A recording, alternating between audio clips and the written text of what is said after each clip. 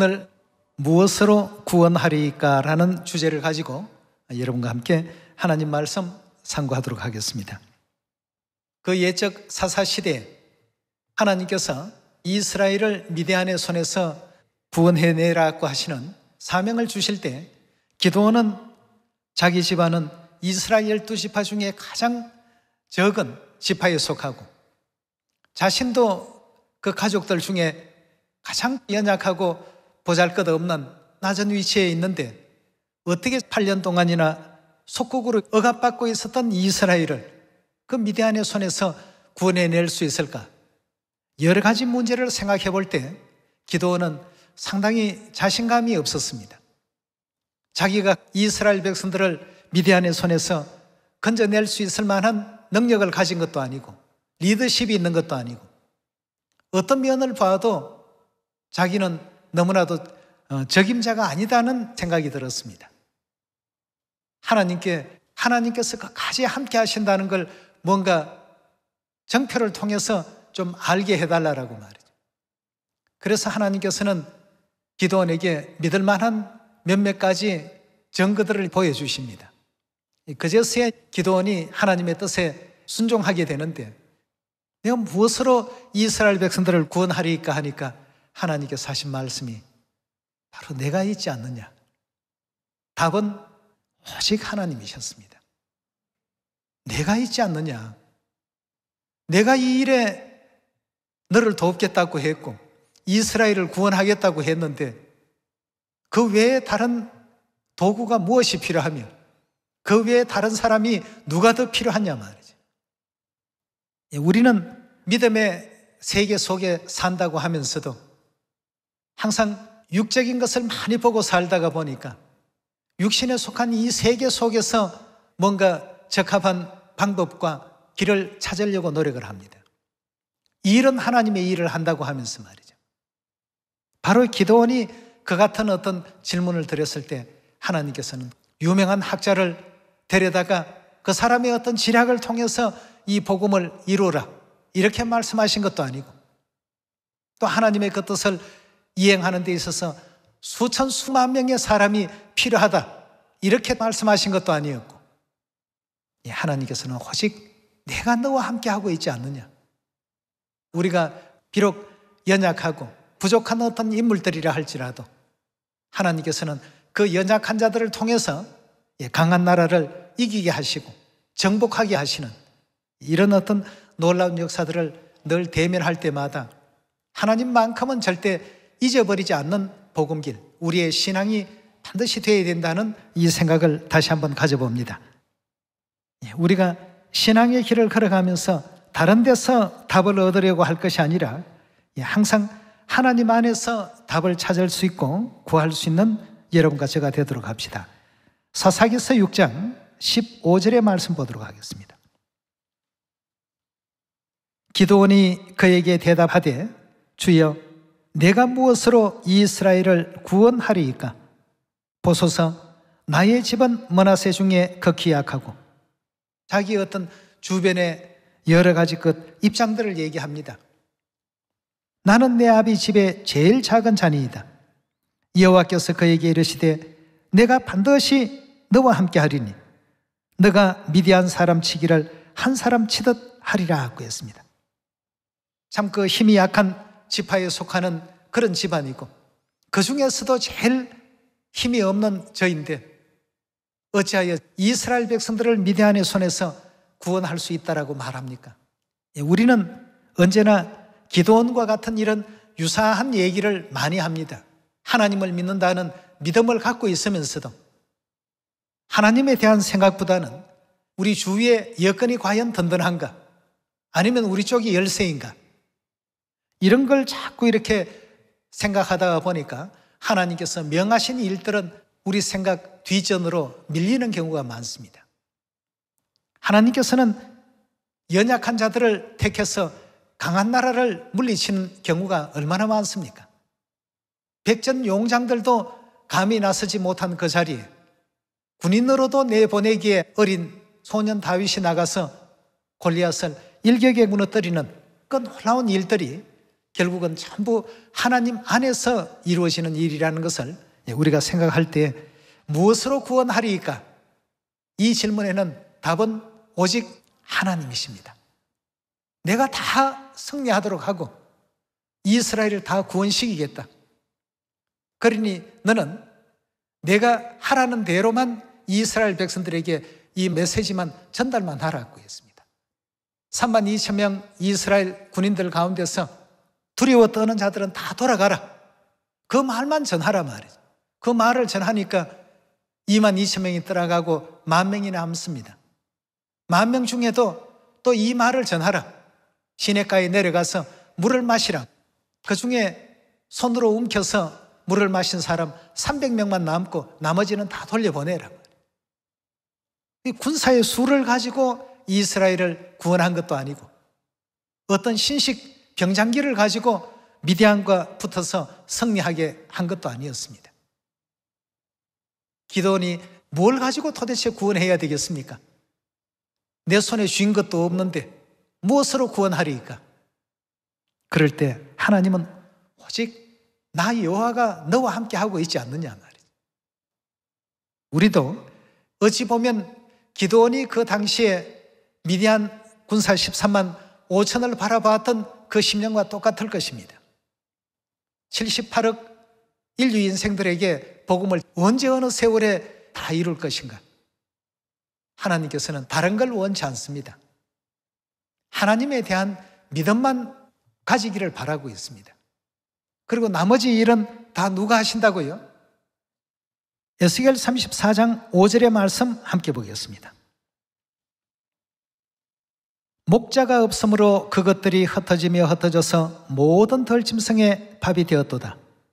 내 양의 무리가 모든 산과 높은 맷뿌리의 마다 율이 되었고 내 양의 무리가 온 지면에 흩어졌으되 찾고 찾는 자가 없었도다. 그러므로 목자들아 여호와의 말씀을 들을지어다. 주 여호와의 말씀에 내가 나의 삶을 두고 맹세하노라. 내 양의 무리가 노략거리가 되고 모든 들짐승의 밥이 된 것은 목자가 없음이라. 11절입니다. 나 주 여호와가 말하노라. 나 곧 내가 내 양을 어떻게 한다고요? 내가 찾겠다고 했죠. 12절입니다. 목자가 양 가운데 있는 날에 양이 흩어졌으면 그 때를 찾는 것 같이 내가 내 양을 찾아서 흐리고 캄캄한 날에 그 흩어진 모든 곳에서 그것들을 건져내리라. 내가 그들을 만민 중에서 어떻게 한다고요? 다 이끌어내겠다고 했습니다. 누가요? 하나님께서 친히 그들을 이끌어내며 열방 중에서 어떻게 하신다고요? 모으시겠다고 했어요. 유명한 선지자 모세가 한 것도 아니고 유명한 선지자 이사야가 한 것도 아니고 또 지도력에 출중한 육적 다윗 왕이 한 것도 아니고 지혜가 있다라고 하는 솔로몬을 시켜서 한 것도 아니고 내가 다 하겠다고 했습니다. 내가 열방 중에서 모아서 그 본토로 데리고 가서 이스라엘 산 위에와 시냇가에와 그 땅 모든 거주지에서 먹이되 14절입니다. 좋은 꼴로 먹이고 그 우리를 이스라엘 높은 산 위에 두리라. 그들이 거기서 좋은 우리에 누워 있으며 이스라엘 산 위에 살찐 꼴을 먹으리라. 나 주 여호와가 말하노라. 내가 친히 내 양에 뭐가 된다고요? 내가 목자가 되어 그들로 누워있게 할지라. 그 잃어버린 자를 누가 찾는다고 했습니까? 내가 찾으며 쫓긴 자를 누가 돌아오게 한다고요? 내가 돌아오게 하며 상한 자를 누가 사매어 준다고요? 내가 사매어 주며 병든 자를 누가 강하게 한다고요? 내가 강하게 하려니와 살찐 자와 강한 자는 내가 멸하고 공의대로 그것들을 먹이리라. 나 주 여호와가 말하노라. 나의 양 때 너희여 내가 양과 양의 사이와 수양과 수염소의 사이에 심판하노라 하고 했습니다. 여기에 지금 주신 말씀을 보니까 결국 주여 내 주변을 바라보면 용사들도 미디안의 용사들만큼 많지가 않고 든든한 힘도 갖고 있는 것도 아니고 지혜가 출중한 현인이 있는 것도 아니고 무엇으로 도대체 이스라엘을 구원해야 되겠습니까? 참 난감합니다. 그렇다고 가지고 있는 어떤 장비나 무기가 더 특출난 것도 아니고 사람의 수에도 미디안의 숫자보다 밀리죠. 뭘 가지고 도대체 우리가 이길 수 있겠습니까? 하나님께서 답하셨습니다. 기도는 너가 가서 너 지략과 너 지혜대로 하라는 것이 아니고, 하나님께서는 내가 다 하라는 대로만 너는 그대로 실행만 하라 말이죠. 이 일이 이제 우리 선지자들이 해야 될 일이고, 이 역할이 하나님의 일꾼들의 그 역할이라고 볼 수가 있겠습니다. 하나님께서 때가 되면 누구가 속히 이룬다고 했습니까? 나 여호와가 속히 이룰 것이다 하고 했습니다. 그런데 우리는 지혜가 많은 사람들만 찾으러 다니고, 지식이 많은 사람들만 찾으러 다니고, 훌륭한 병장기만 많이 찾으러 다니고, 하나님 찾는 일은 뒷전이고, 이렇게 되면 복음이 어떻게 됩니까? 자꾸 길어질 수밖에 없죠. 예언의 눈을 가지고 예언대로 살아갈 수 있는 우리가 되어야 되겠습니다.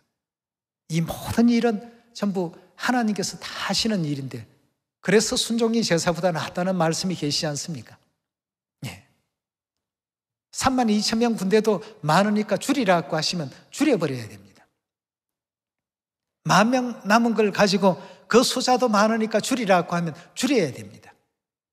기도원이 다른 걸 잘한 것이 아니고 하나님께서 하라신 대로 순종을 잘했습니다. 그대로 하고 보았을 때 결국 이스라엘의 승리가 돌아왔습니다.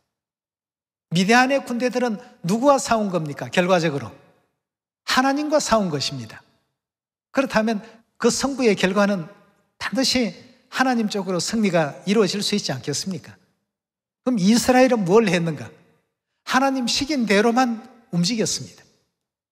줄이라 할 때 줄이고, 시내에 내려가서 물 먹으라 할 때 물을 마셨고, 항아리 속에 횃불을 감추라 할 때 감추었고, 깨트리라고 했을 때 깨트렸고, 오직 시킨 대로만 움직였을 뿐이지 거기에는 하나님 외에 다른 어떤 지략가가 있었던 것도 아니고, 전쟁을 아주 능숙하게 통솔을 잘하는 사람들이 이스라엘에 많았던 것도 아니었습니다.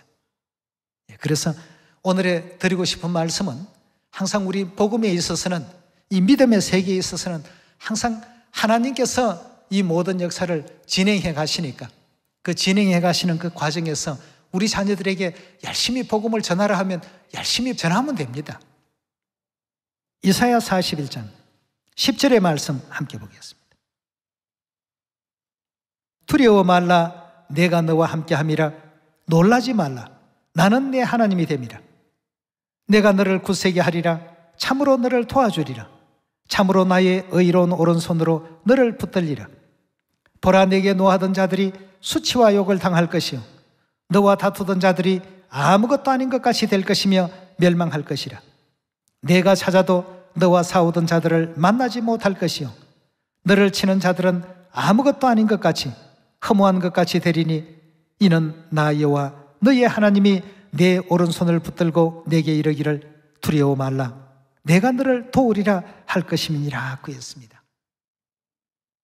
여러분, 만약에 전쟁을 하게 된다면, 제갈공명 같은 그런 좋은 어떤 참모가 하나 있다라고 한다면 얼마나 참 든든하겠습니까? 안 그렇습니까? 그런 사람이 우리 교회도 하나 있으면 전도 지략도 짜고 얼마나 참 좋을까? 그렇게 해봐야 사람의 생각이죠. 처음부터 끝을 내다보시는 우리 하나님, 이 지혜만큼 나올 수 있겠습니까? 잠깐 전투에서의 승리는 있을지는 모르겠습니다만, 시작부터 끝을 내다보시고 우리 모든 인류 인생들을 구원으로 인도해 가시는 하나님의 그 위대한 섭리에 정말 참 눈꽃만큼도 따라갈 수 없는 그런 입장 아니겠습니까? 여호수아서 6장 1절의 말씀 보겠습니다. 이스라엘 자손으로 인하여 예리고는 굳게 닫혔고 출입하는 자가 없더라. 여호와께서 여호수아에게 이르시되, 보라, 내가 여리고와 그 왕과 용사들을 내 손에 붙였으니 너희 모든 군사는 성을 둘러 성 주위를 매일 한 번씩 돌되 6 동안 그리하라 하고 했어요. 여호수아의 지략이 아닙니다. 여호수아는 하나님의 뜻이 이러니까 그 하나님의 뜻을 받들어서 이렇게 진행합시다 하고 전달하는 전달자로서의 지휘자였습니다. 4절의 말씀 보시면 제사장 7은 7 양각 나팔을 잡고 언약궤 앞에 행할 것이요 제7일에는 성을 7번 돌며 제사장들은 나팔을 불 것이며 제사장들이 양각 나팔을 길게 울려 불어서 그 나팔 소리가 너희에게 들릴 때에는 백성은 다 큰 소리로 외쳐 부를 것이라. 그리하면 그 성벽이 무너져 내리리니 백성은 각기 앞으로 올라갈지니라 하시더라고 했습니다. 이 과정에 여호수아의 참모진들이 함께 모여서 그들이 지혜를 내거나 작전을 만들거나 구상을 한 이런 기록은 성경 어디에도 볼 수 없습니다. 오직 누가 이렇게 이끌고 계십니까? 이스라엘 백성들에게 젖과 꿀이 흐르는 가나안 땅을 주겠다고 하신 그 하나님께서 이끌고 계십니다. 내가 찾고 내가 모으고 내가 이끌어낼 것이다. 오늘날 이 시대에도 여호수아와 같은 역할을 하는 사람들도 있고 하나님의 그 뜻을 전달받아서 준행하는 우리들도 있습니다. 이 모든 일은 결국 알고 보면 전부 하나님께서 하신 일입니다. 성을 그냥 공격하지 말고 성 주위만 엿새 동안 볼라고 했습니다. 이스라엘 백성들에게 승리를 주기 위한 하나님의 어떤 방식이었습니다. 여러분, 이 복음의 역사에도 그렇습니다. 하나님께서 전하라 하실 때 열심히 우리가 전하면 되고 돌라고 할 때는 돌면 됩니다. 외치라 할 때는 외치면 됩니다. 그런데 두려워서 외치지 못하게 된다라고 한다면 하나님께서는 그 사람 택한 것을 후회하실 것입니다. 반드시 그때 그런 일이 일어나줘야지만 하나님께서는 여리고를 무너뜨릴 어떤 준비를 하십니다. 하나님께 전달받은 그 말씀을 그대로 하고 보니까 여리고가 어찌 되었습니까? 6장 16절의 말씀 보시면 7번째 제사장들이 나팔을 불 때에 여호수아가 백성에게 이르되 외치라. 여호와께서 너희에게 이 성을 주셨나니라. 이 성과 그 가운데 모든 물건은 여호와께 바치되 기생 라합과 무릇 그 집에 동거하는 자는 살리라. 이는 그가 우리의 보낸 사자들을 숨겼음이라. 너희는 바칠 물건을 스스로 삼가하라. 너희가 그것을 바친 후에 그 바친 어느 것이든지 취하면 이스라엘 진으로 바침이 되어 화를 당케 할까 두려워하노라. 은금과 동철 기구들은 다 여호와께 구별될 것이니 그것을 여호와의 곳간에 드릴지니라. 이에 백성은 외치고 제사장들은 나팔을 불매 백성이 나팔 소리를 듣는 동시에 크게 소리질러 외치니 성벽이 무너져 내리는지라. 백성이 각기 앞으로 나아가 성에 들어가서 그 성을 취하고라고 했습니다. 여러분 어떻습니까? 우리가 늘 성경을 통해서 배우고 지식적으로는 잘 압니다. 그러나 상황이 오면 우리는 사람의 경력을 찾고 사람의 능력을 찾고 여러 가지 조건들을 찾아서 진행하려고 할 때가 참 많습니다. 그러나 언제나 그걸 하나님께서는 관계에 있는 것으로 여기질 않습니다. 오히려 성경 지식이 많은 바리새인이나 서기관들을 하나님의 제자로 삼았으면 그러나 바다에 그 어부들을 택해서 제자로 삼으신 것, 그 이유를 한번 생각해 보십시오. 무엇 때문이었을까 말이죠. 하나님은 우리의 능력보다는 순종을 더 보십니다. 하나님께서 외치라고 할 때 외치지 않고 있고 성을 돌라고 하는데 다음에 돌았으면 좋겠다 해가지고 그 말을 안 들어버리는 이런 사람보다는 하나님의 뜻을 믿음을 가지고 준행할 자들을 하나님께서 찾으신다는 것입니다. 왜냐하면 승리의 어떤 공식은 하나님께서 다 짜놓으십니다. 그때그때마다 주시는 말씀에 귀를 기울여서 준행할 줄 아는 그런 우리가 된다면 우리가 이렇게까지 많이 전했나 싶은데 하나님께서는 온라인을 통해서 모든 사람들에게 어머니 하나님의 소식, 아버지 하나님의 소식, 하나님의 교회에 대한 소식 다 전해질 수 있도록 그 말이죠. 나는 10명밖에 안 전했는데 하나님은 지금 10,000명, 10만 명을 더 지금 전하고 계십니다. 나는 돈 것밖에 없는데 하나님은 이미 다 무너뜨려 놓으셨습니다.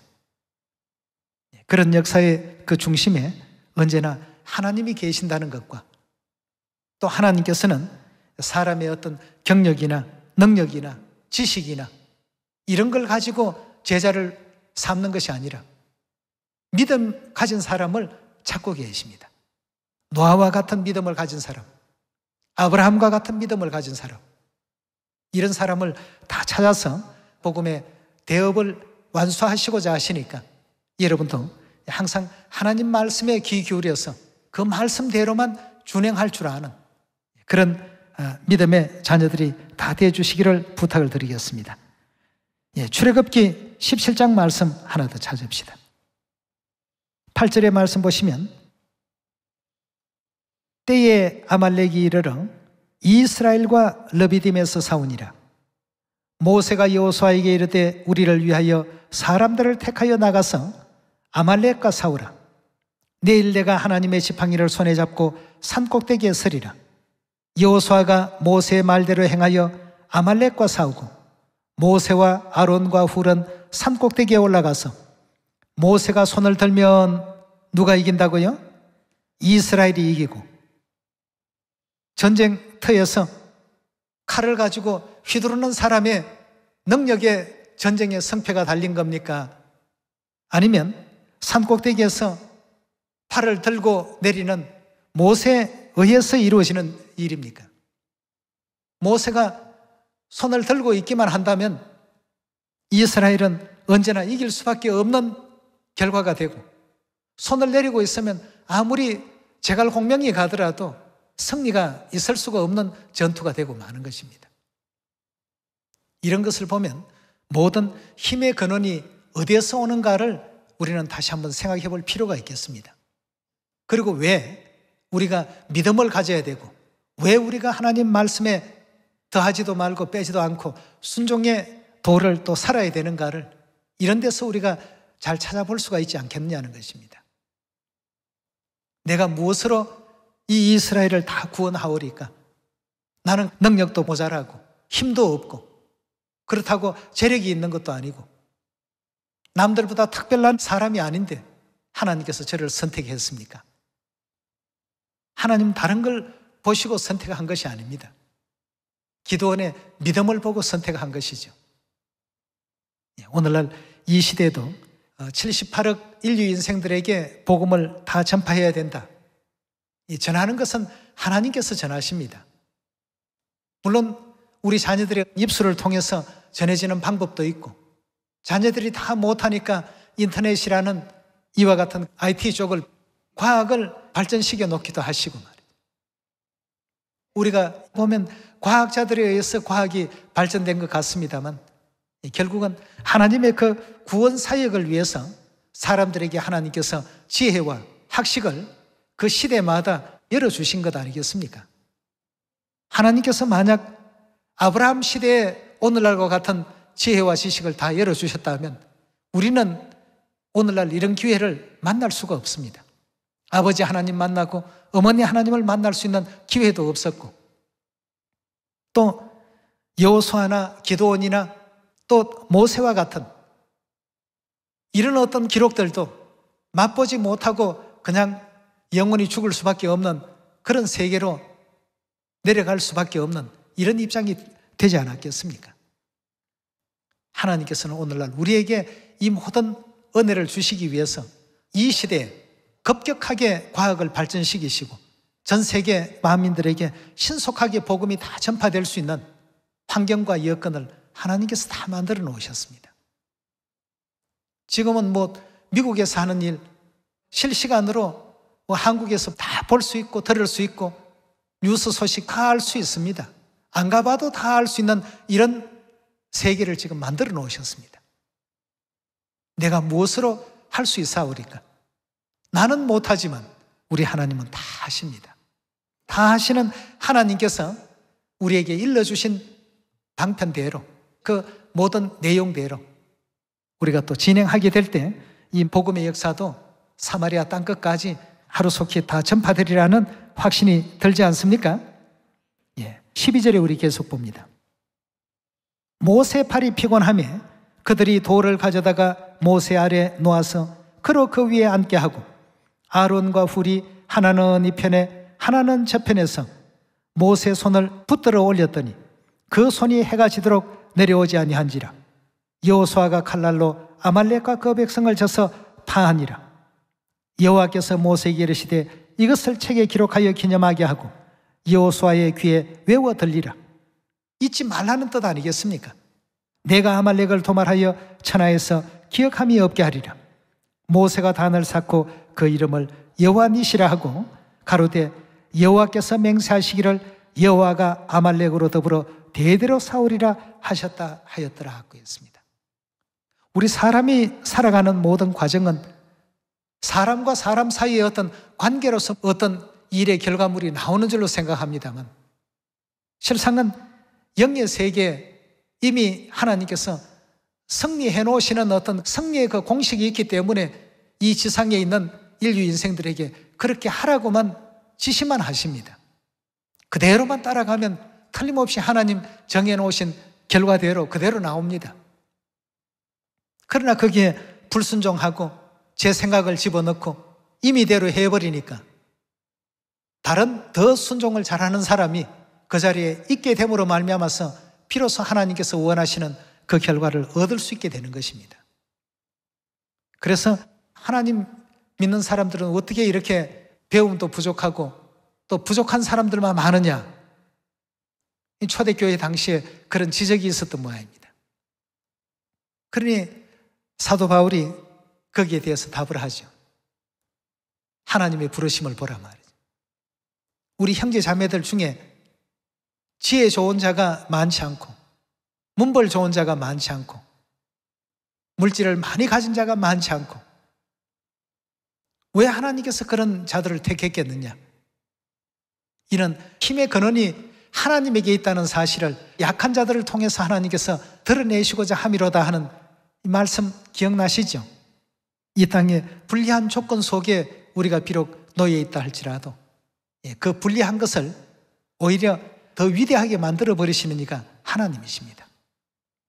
약한 것을 강한 것보다 더 강하게 만드신 이가 우리 하나님이십니다. 그런 하나님이 계신 교회가 전 세계를 다 구원할 우리 하나님의 교회 아니겠습니까? 하나님이 항상 우리의 보배시다는 것을 잊지 마시고 우리 인생이 살아가는 3차원적인 세계는 하나님께서 다 어떻게 운영하고 움직여 가시는지 빨리 깨닫는 것이 복음이 더 빨리 완성이 되고 천국이 그만큼 또 가까워진다는 것을 다시 한번 생각할 수 있는 여러분과 제가 또 되기를 바라겠습니다. 이사야 60장 20절의 말씀 보시면 다시는 내 해가 지지 아니하며 내 달이 물러가지 아니할 것은 여호와가 내 영영한 빛이 되고 하나님이 우리의 빛이 되고 내 슬픔의 날이 맞춰질 것입니다 하고 했습니다.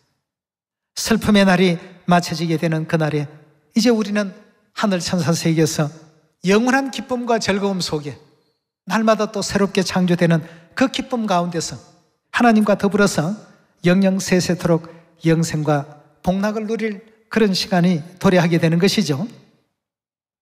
21절입니다. 내 백성이 다 의롭게 되어 영영이 땅을 차지하리니 그들은 나의 심은 가지요 나의 손으로 만든 것으로서 나의 영광을 나타낼 것인즉 그 작은 자가 천을 이루겠고 그 약한 자가 강국을 이룰 것이라. 때가 되면 나 여호와가 속히 이루리라 하고 했습니다. 하나님께서 전부 이루어 가신다고 했습니다. 우리는 그 길을 따라가면 되겠죠. 그 길을 따라서 하나님께서 하라시는 일에 최선을 다해서 의로운 일을 부탁하고 맡기실 때는 그 의로운 일에 충성을 하고 최선을 다하고 열심 내야 될 일을 맡기시면 열심을 다해서 또 진행하시고 성도들도 보살피는 일을 맡기시면 보살피는 일에 최선을 다하시고 전도하는 일을 맡기시면 전도하는 일에 최선을 다해서 이런 믿음을 갖고 이 복음을 전할 수 있는 여러분과 제가 꼭 되시길 부탁드리겠습니다. 전할 때 하나님께서는 한 가지 당부는 꼭 하셨습니다. 이사야 51장 7절의 말씀 보겠습니다. 의를 아는 자들아, 마음에 내 율법이 있는 백성들아, 너희는 나를 듣고 사람의 뭘 두려워하지 말라고요? 사람의 회방을 두려워 말라. 사람의 비방에 놀라지 말라. 그들은 옷같이 조맥에 먹힐 것이며 그들은 양털같이 벌레에게 먹힐 것이로되 나의 의인은 영원히 있겠고 나의 구원은 세세 미치리라 하고 했습니다. 이것만큼은 하나님께서 주의를 주셨습니다. 사람의 뭐에 놀라지 말라고 했습니까? 비방에 놀라지 말고, 또 회방에 어떻게 하라고요? 두려워하지 말라고 했습니다. 그걸 두려워하지 말고 오직 하나님께서 주신 그 분부의 가르침 그대로 세상 만민에게 다 전거해서 세상을 구원하는 일에 앞장설 수 있는 지원의 자녀들이 다 되시길 부탁드리면서 오늘 말씀 이것으로 마치겠습니다. 감사합니다.